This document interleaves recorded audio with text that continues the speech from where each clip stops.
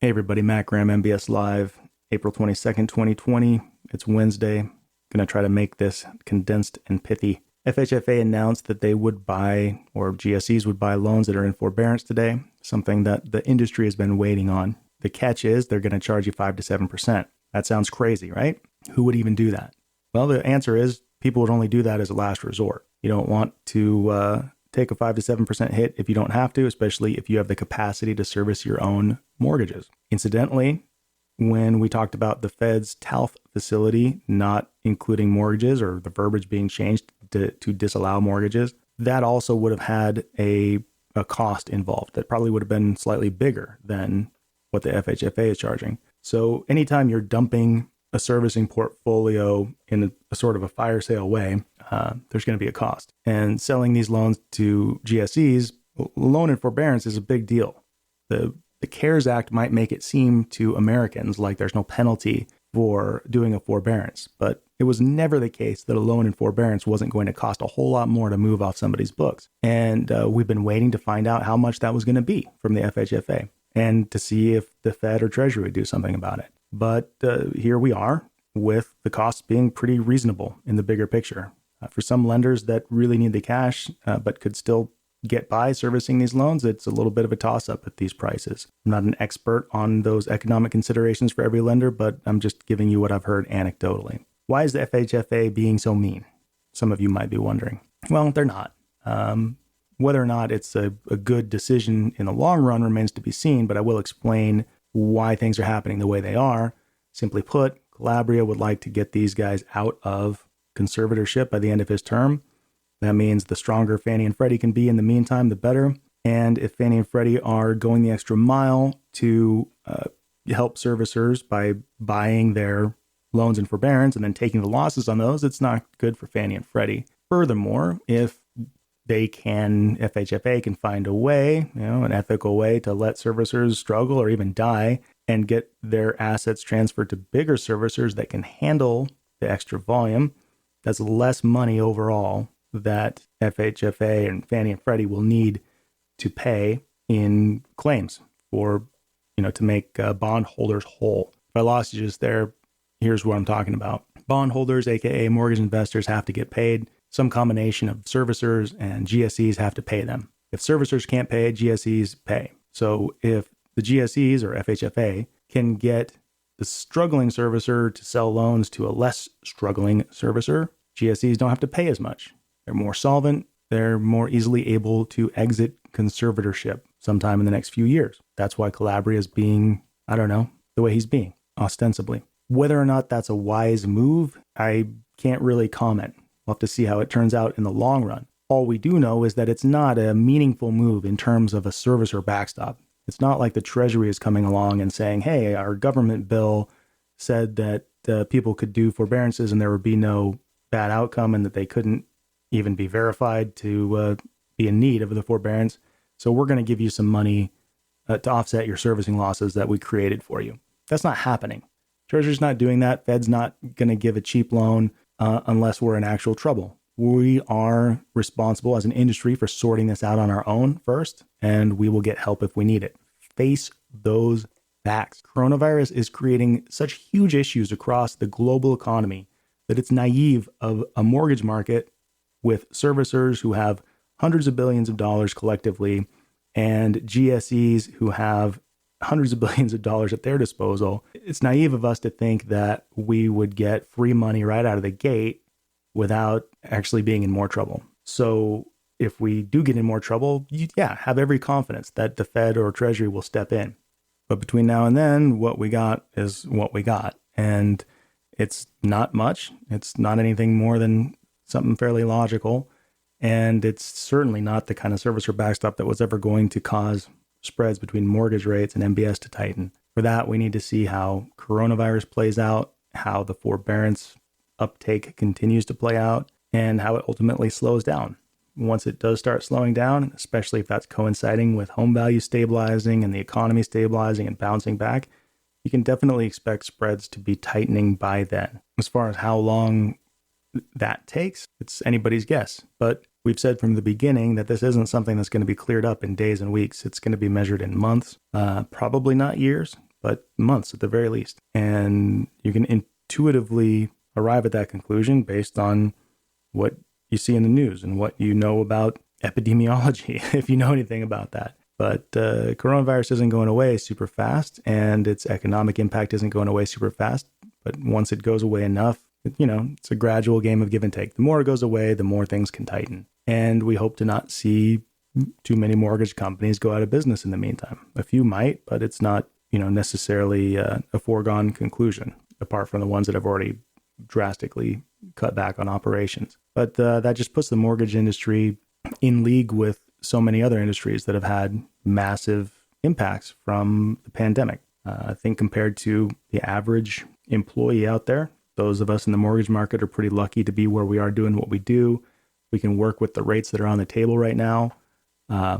We really shouldn't be too eager to see them fall too quickly because that can create another set of problems. That said, I do lament to some extent the fact that rates are a little bit higher than they need to be because of the FHFA stance. And that's a little bit of a tax on everybody. And that does hold back an economic recovery and maybe paradoxically creates more forbearance demand as a result.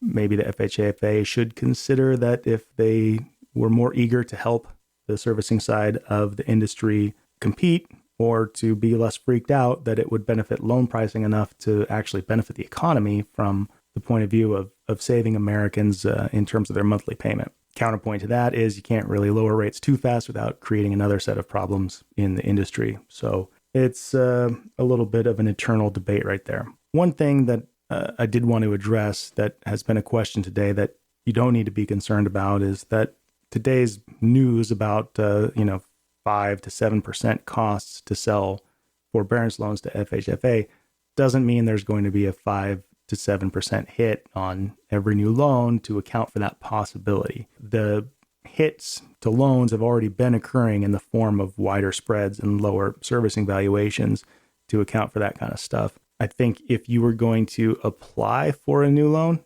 and say, I'm applying for this loan and then I'm going to go right into forbearance, sure, maybe they'll be happy to put a 700 basis point hit on your file. But unless you're doing that, then you're not going to see those hits.